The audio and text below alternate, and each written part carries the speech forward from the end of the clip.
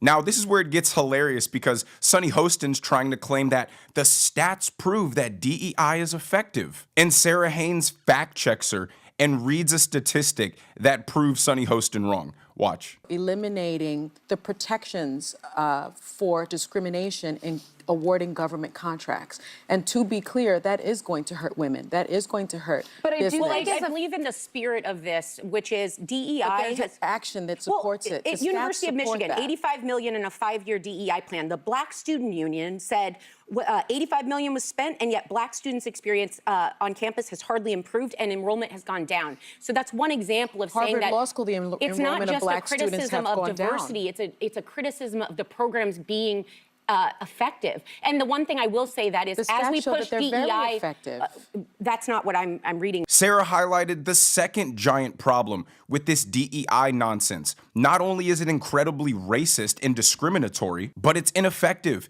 and it's just a giant cash grab money laundering scheme like BLM. All these DEI officers and DEI committees are just stealing money from the taxpayer to pay gender studies majors and critical race theory activists who would otherwise be unemployable in the real world. I think I speak for everybody when I say we just want our planes to land safely. We just want our firefighters to be ready and capable. We just want our police officers to do their job. We just want the people in military to be strong and capable. We just want our government to actually work for us. We don't care if they're white, black, Hispanic, men, women, gay, straight. We just want the people who help make society run to be the best and most qualified candidates, period. So Donald Trump did his first sit-down interview since becoming president with Sean Hannity in the Oval Office.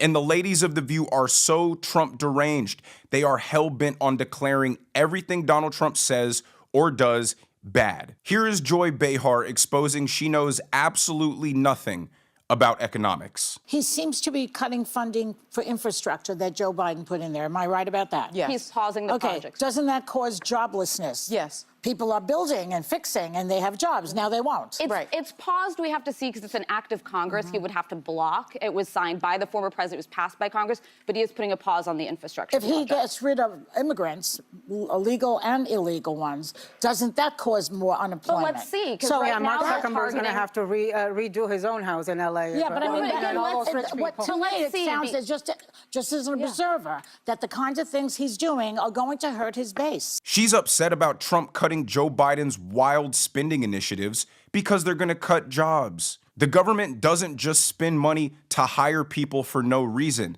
They're supposed to hire them to deliver the American people something of value. Joe Biden spent $42 billion on high-speed internet to rural areas, and they have connected 0 people. But I'm sure a lot of jobs were funded through that. The government could spend $1 trillion paying people to dig holes and fill them back up. It would create a lot of employment.